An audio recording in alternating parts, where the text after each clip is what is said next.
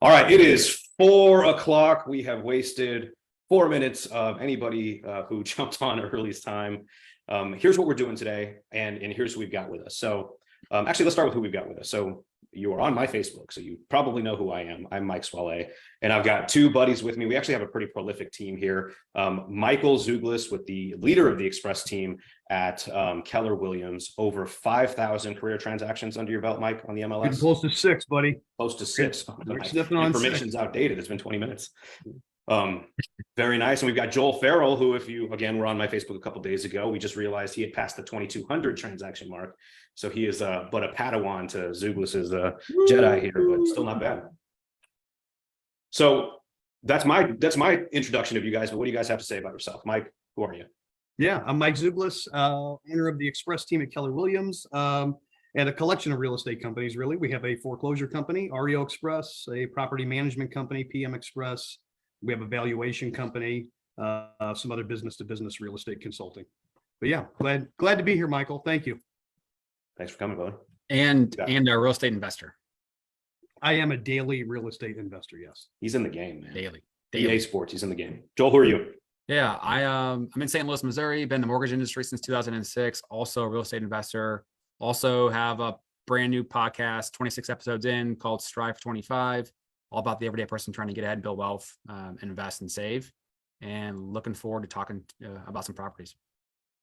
Yeah, so Joel and I are much more novice investors than Mike, but we've been talking to Mike about investing for years. And that's why I wanted to have him on the first episode, is honestly, because we've learned a lot from Mike about investing. So, Mike owns a lot of real estate. Between Joel and I, we own about 20 doors. So we are no longer really as novice investors as we used to be, but we can still sort of relate to those of you out there looking to get your feet wet in this game. We're not so far ahead that, we can't relate with that anymore. And so we thought, we're busy in our day jobs, and a lot of our clients are also busy in day jobs, right? Not everybody has the advantage of being in real estate every day.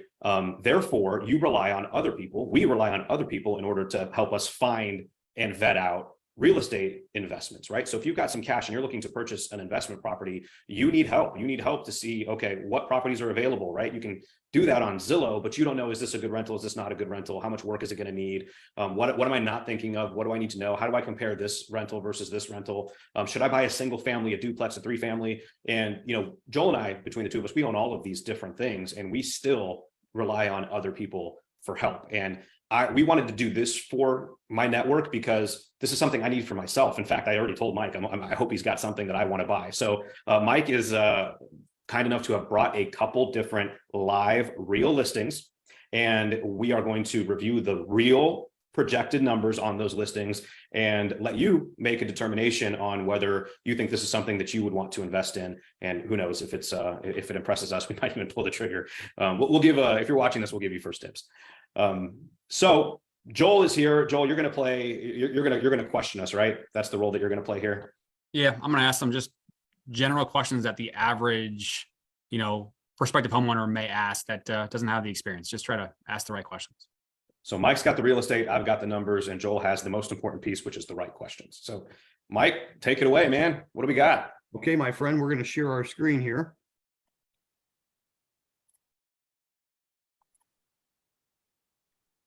Are you with me?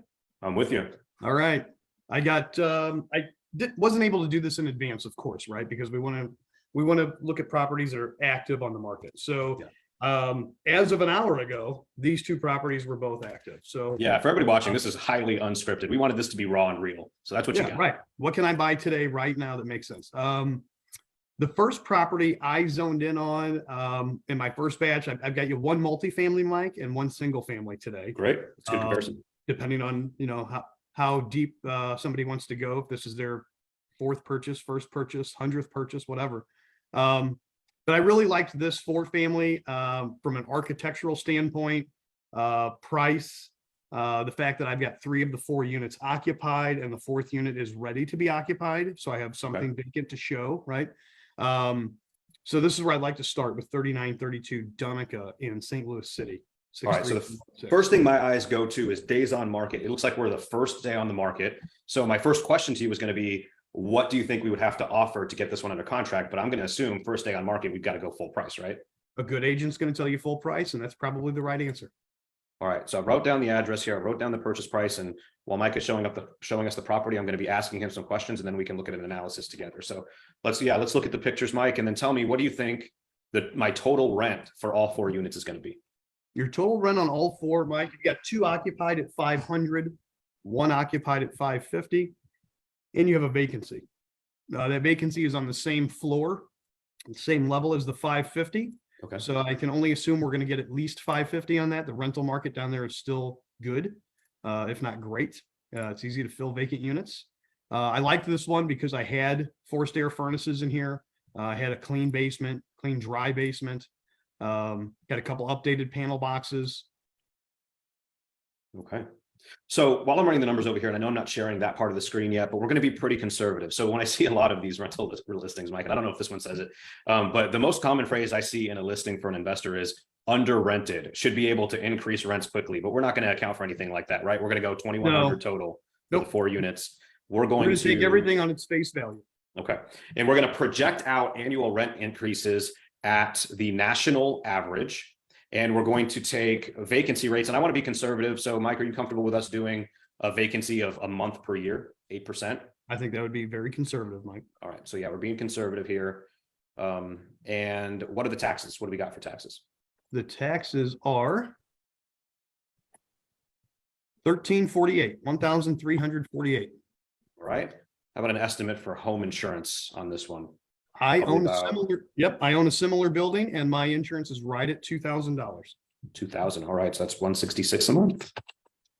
Okay. No association fees. We are accounting for annual property tax increases. Again, we're being conservative here. Monthly home maintenance. Give me some sort of idea, looking at the pictures, and I know we're not live at these properties. We're looking at them online, but there are 2 things I need to know on this in regards to maintenance. On a property like this, what should I anticipate for annual maintenance, and how much, when I take this thing down, am I going to have to put any money into it up front? I like to anticipate about 10% of a purchase. So a new purchase, I usually factor in about 10% of my purchase price, 10% of my rental income as possible repairs for the year, Okay. right? So I would think $2,200 to $2,500 should get me through my MSD bills and any sort of regular maintenance items. Okay, so if I do 200 a month, is that fair? Yeah. Okay. Initial renovation, are you seeing anything here? Any money we got to spend up front on it? Mike, I don't see anything here. We don't necessarily have a clear definition, right? We have no photo descriptions from this listing agent, which is fine. So I'm not quite sure when I'm going picture to picture, which one, if any of these, is the vacant unit. I mean, this may be it. And If you're watching and this is your listing, let us know how much you think we need to spend on this one. All right. So there's 4 pictures in a row that look like maybe they're of the vacant unit. That's going to be the only place you're going to spend money, right? Unless you have some exterior issue going on. We've only got 2 exterior photos. I'm not seeing much of anything. I'm not in love with this piece of concrete, but this is a photo, so I can't really tell. We have a newer architectural roof. I can see I've got some newer windows. I don't see much of anything here, Mike. All right. Well, we all know when we buy a property, we always got to do something. So what if I just estimate 1% and say 2,500 to get it rented? Let's do it. That'll get us through maybe an occupancy inspection and a couple punch list items. All right. So Joel, I'm going to kick this one to you. We can put, as you know, on an 4-family rental for most of the different financing options. And, for Joel and I, who do commercial financing, we do residential financing, this would sort of be in between depending on the investor client we were talking to. But let's assume for a 4-family, 25% down conventional. Is that fair? Yep. Okay. And one of the things that would come up into this decision too, is that occupancy, right? I mean, if you get the appraisal done and if you do a residential loan and for whatever reason it doesn't pass occupancy, or if there's structural or obvious things that need to be replaced, wood rot or windows or, floors cracked, or things like that. If there's obvious things that have to be replaced and a seller is not willing to do so, then you're probably gonna have to go with a commercial loan rather than a residential loan. So something that we look at.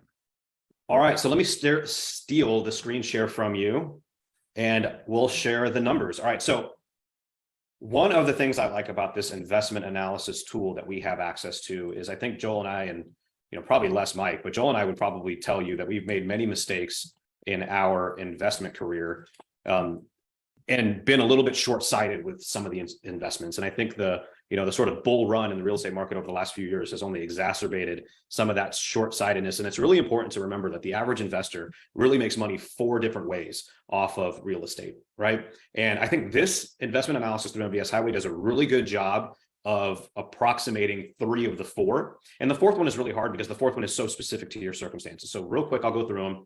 Appreciation, amortization.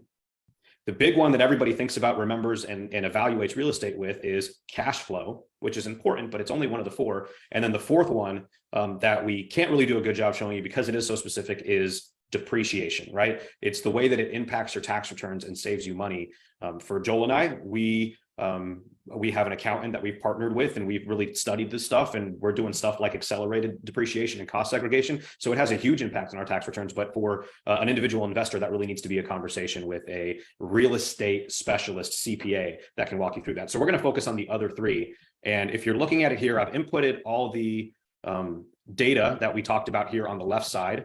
And what it spits out is the 3 other ways that we can anticipate making money. And I've set this analysis because we're investors here. We're not talking about flipping, which is a valid way to make money, but not what we're talking about. And we are talking about long-term investing here. And so I'm taking a 10-year view, which sounds like a long time, but I think that a lot of us want to buy and hold for even longer than that, right? So I think it's a fair time frame to look at. Would you guys agree, or do you want to look at like 7 years or something like that? I love looking at this extended view. Okay. All right. So we're looking at the short term and the long term in comparison. So monthly cash flow, this is a pretty good, and again, we've been conservative. We're only collecting rent 11 months in this, where we've got average rent increases have been 8%. Nationally, we're anticipating 3.28%. We're pulling that down a little bit here. And even then, we're starting with an okay cash flow, monthly cash flow, $215 a month, which, I think a lot of people would look at that and go, I don't know if that really gets me out of bed. And that's why it's really important to look at the long-term view and look at some of these other things. So cumulative cash flow, including rent increases over time, because if you buy this on a fixed rate, your rent that you're collecting increases every year, but your monthly principal and interest mortgage payment does not. And over 10 years, you're collecting $62,000 in cash flow after 10 years. This is giving you a cash on cash return of 94.6% over that 10-year period. And it breaks down your estimated cash flow. This could be a little bit of an eye chart, but if you look at this for an individual property that you're looking to buy, this is extremely valuable information and a good thing to dig into. So we wanted to just lay it all out there for you, understanding that it's going to be a lot to see on your screen. This is a year by year cash flow. We've looked at some of these where the first year or 2 are negative, but you still end up making a ton of money over the long term. This one that Mike found is here. Actually cash flows from day one. So you start with $2,600 a year in terms of passive cash flow, and you end up with over $10,000 by the time it's said and done, because as those rents increase, your payment's not. We are anticipating, again, some property tax increases over time, but your principal and interest doesn't go up. And so you really start to ramp up your earnings over time. Then we want to look at the other things I talk about. And the 2 most forgotten ones are appreciation and amortization. So we did, again, just historical 3.15 average over the last 63 years. Real estate has been appreciating at 15 to 18% over the last 2 years. That's ridiculous. It cannot last.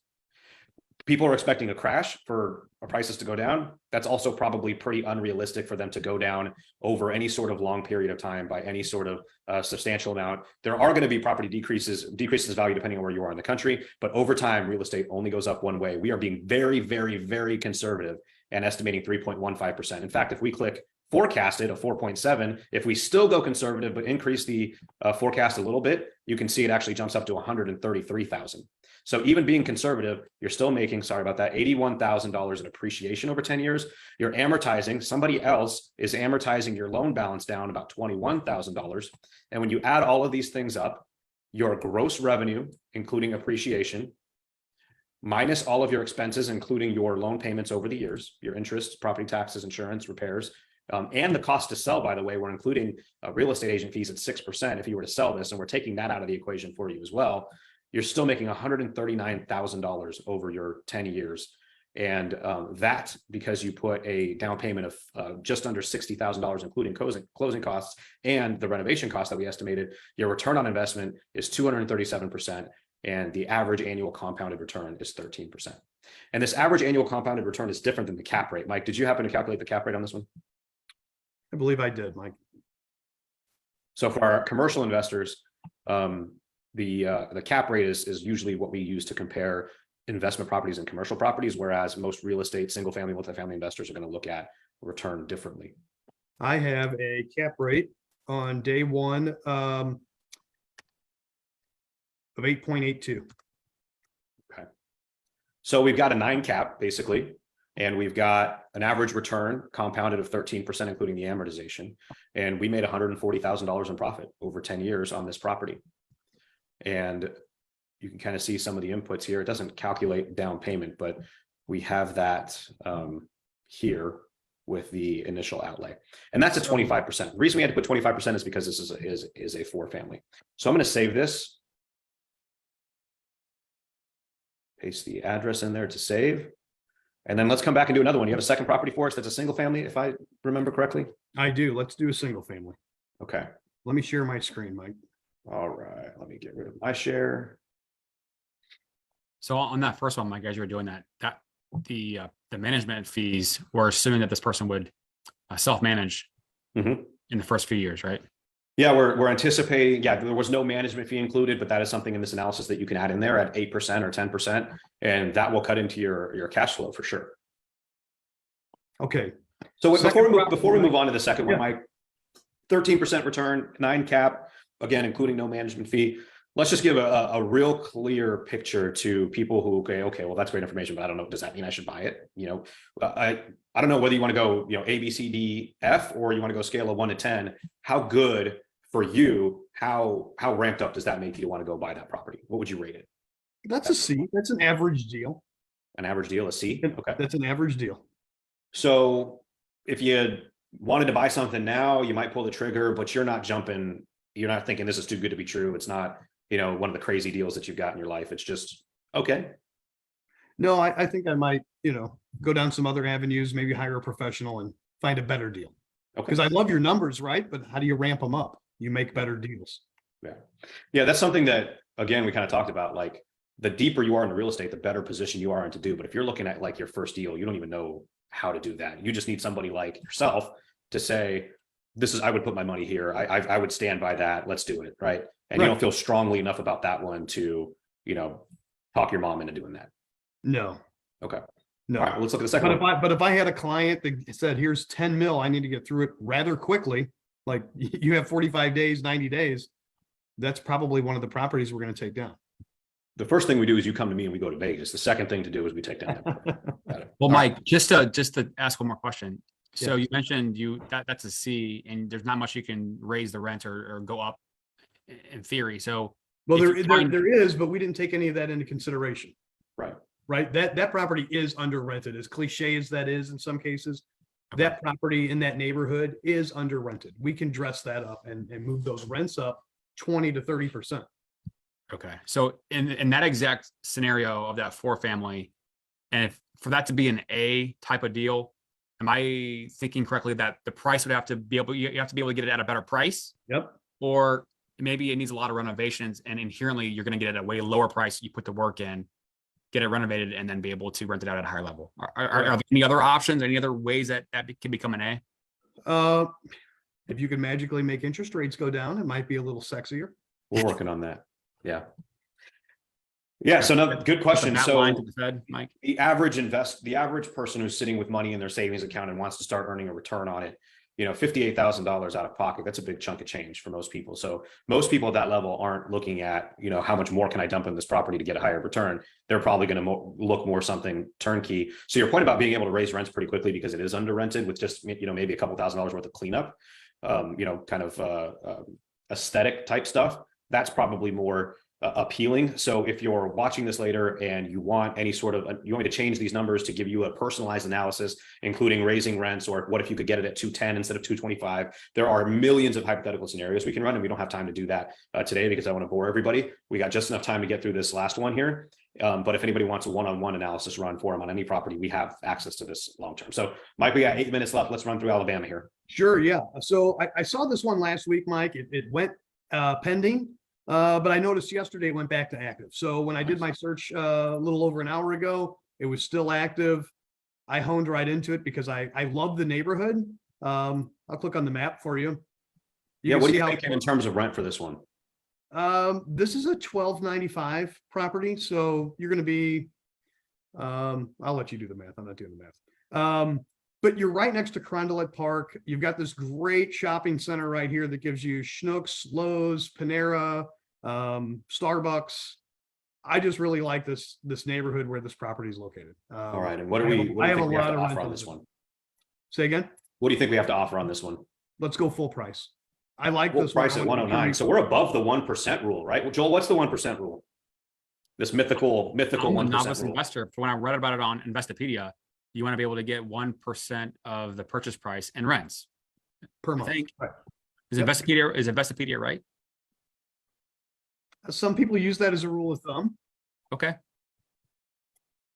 Yeah. I hate rules of And thumb. it always seems like that argument, that comment changes given the real estate climate that we're in. Mhm. Interest rate environment as well. Depends on your Right. cost of funds, right? Sometimes you hear, if you go back in time and go down the YouTube rabbit hole, you'll see folks talk about the 2% rule. Oh, Lord. Then we went through this awesome COVID period where you couldn't touch 2%, right? We couldn't get anywhere near 2%. So it just really all depends on the climate. All right. But So yeah, if I'm looking at right this, now, 1% is always, that average deal, that run of the market deal. I'm not a real estate professional. I don't have time to scour the earth for the best deals, but I have money that is useless on the sideline. I want this property for the future, the cash flow today, the asset later, whatever the argument is, and you need to get to work. yeah, 1% rule, if you're sticking by that religiously, you might be missing out on some long-term opportunity. And that's kind of why we're looking at these other ways that you make money off of investment properties, because I've made the mistake of believing in the 1% rule. And, I'm ashamed to admit it publicly here, but here we are. That's what we're here to talk about. Being too dogmatic about any rule of thumb means you're going to be wrong more than you're right. Right. And as you build a portfolio, right, some of the things you want to look at is, what is my portfolio mix? How does it all complement each other? Right. I mean, I've got plenty of things that are well below the 1% rule, and it's because of the asset, the appreciation it gives me, right? So there's a trade-off between cash flow and appreciation. There's the stability of where it is, what it is, how easily it can be replaced. So there's a lot that goes in my opinion, into building a rental portfolio. But we're starting with one property. So I really love this property. I love the neighborhood. I love the area. I love the architecture. I got a pitched roof. I got a stone porch, a big stone porch. There's my floor plan.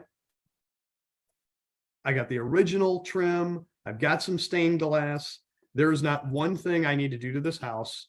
It is absolutely perfect, top to bottom, no matter how you slice it. This is a cute house.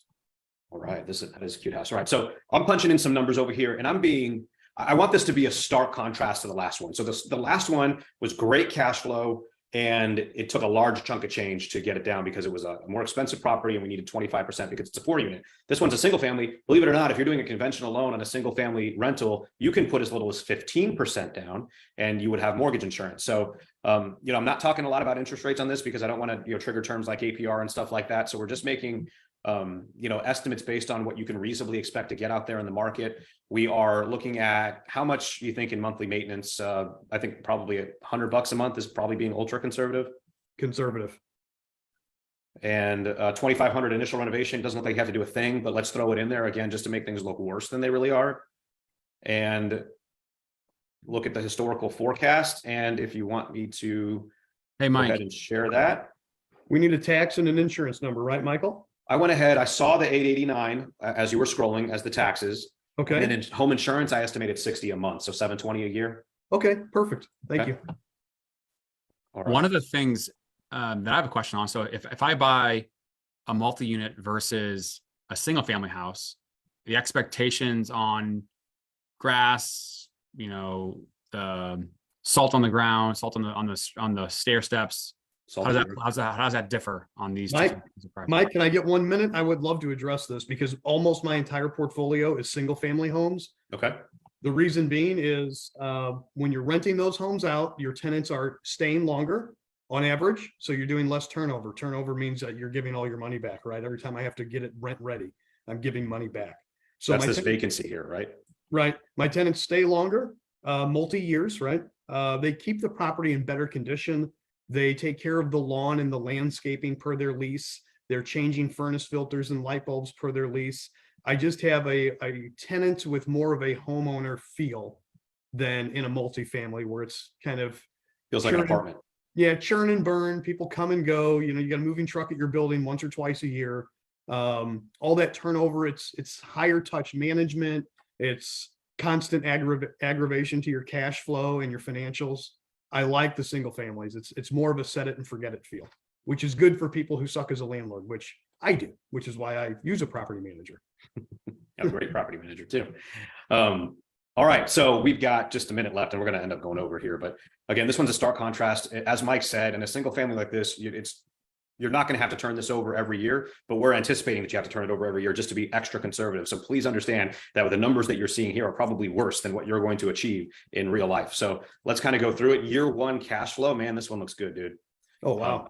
Starting on month one, you're cash flowing 260, and that's with 15% down. That's with a 15% down mortgage, and you're still getting 260. Cumulative cash flow, $54,000. Cash on cash return, 210% over that 10 years. Annual cash flow by year, you've got rents going up very modestly, but your payment not going up. Your property taxes are, but again, property taxes are, less than 1 month of your rent for comparison's sake. And you've got this holistic view where you're not going to gain as much appreciation on this one as you are on the bigger property, but comparatively speaking, in 10 years, you've appreciated almost 40%, actually 40%. Amortization, somebody has paid down your mortgage $11,000 and it wasn't you. And you've got a profit of $79,000 over 10 years, despite the fact that it took you less than $20,000 out of pocket. Annual total return on investment, because this is when the money left your account and you paid closing costs. Year one is the only year you lose money, and that includes 6% to sell the property. So if you hold this thing 2 years, even if you have to pay fees to get it sold, you've still made money. The longer you hold it, the more money you make, and this stops at 10 years. If a lot of us are taking even a longer view than that. This would be, it looks to me like a fantastic investment, but I'll let you guys judge. What do you think? A, B, C, D, E, F? This is a B for me, man. It's so easy. It's buy it, turn it over to a property manager, have it leased up in less than 30 days, and not have to mess with it for a few years. Okay, so why shouldn't we buy this right now? I like to gamble. I'd like to see if it's still sitting there another 7-8 days. It's already been under contract once. I'd like to get it for less, Mike. Okay. All right, we'll talk. But no, there really is no reason if you're, again, the average consumer who has a day job, you're not in the real estate business. You can't go out and look at 20 houses a day, touch them all, shop for an eternity because you have a day job and a family, whatever. Mm-hmm. This is easy. This is call your real estate consultant, shop for the best property you can find. This looks like it. It makes sense on paper. Yeah.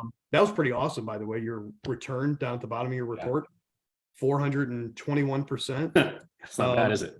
even if I'm only half as smart as you think I am, 210 is still a pretty big number over 10 years. That's a number right there that's hard to find. 18% compounded annual. I mean, if you're in any job if you have a job where your goal is to earn a return for your clients, earning them 18% a year is going to be something. So let's take a few minutes on this. And, if you wanted this to be a solid half hour, feel free to hang up on us right now, but let's do some stuff. Let's put in, how much do I have to pay for property management fee, Mike? If you only have one door, you're paying 10%. If you have multi-doors, you'll get it for 8%. Okay, well, we're on day one here. So let's throw in 10% to manage it. And let me challenge you on this rent. A lot is hinging on this initial revenue figure. What's your confidence level that we can get $12.95 for this? I'm 80% confident. Okay. Okay, well, let's see what happens if we put $12.50. What if I can only get $12.50 instead of $12.95? We just made the numbers a lot worse. Now you're still cash flowing on month one, $100 a month. That's still solid. That's after we've added maintenance of $100 that you don't know you're going to have to pay, an initial renovation that we don't know it needs, property management fee that we don't know you're going to utilize. I've made this look about as bad as I can make it look in any sort of reasonable aspect. And we're still earning 15% return a year and 300% return on an investment. Mike, yes, you changed that first number by $50 and that went from 400 to 300%. Yeah. So a little bit of a swing there. But the first thing that I'm looking at is, okay, I've got the option to purchase a multifamily, so more units, right? So, my mind, I'm thinking more units, the better, all things being equal across the board in terms of cost, rent, in theory, right? But this one only required 15% down. So your investment is a lot lower. So in theory, if I was putting in 58,000 on the other one for 25% down at a higher price, I might be able to scoop up 2 or 3 of these for the same dollar amount. Am I looking at that correctly? Absolutely. I think you are. I think you could get 2 of these for about the same investment, right? Yeah. Yeah. So you needed, I like the contrast that we have here, because this one, if you've got $50,000 in your savings account and you're like, I can't afford the first one, I don't have $68,000 or $60,000, and I don't want to, deplete my entire savings account and put it all in one property, right? I don't want to do that to, my safety net. And this one, $20,000 total out of pocket. And that's assuming you have to spend some money on the property. If you didn't have to spend that renovation cost, it'd be even less. And so that becomes more reasonable for somebody who's sitting on, let's say 30, 35, 40, 45, $50,000 in their savings account, wanting to earn a return on it, more than what their savings account is providing. This becomes a lot more feasible for somebody like that to do. To Joel's point, if you had 3 times more money, you could buy three of these things, and you don't have a 3 family, you have 3 single families, but the numbers, look pretty similar. All right, we are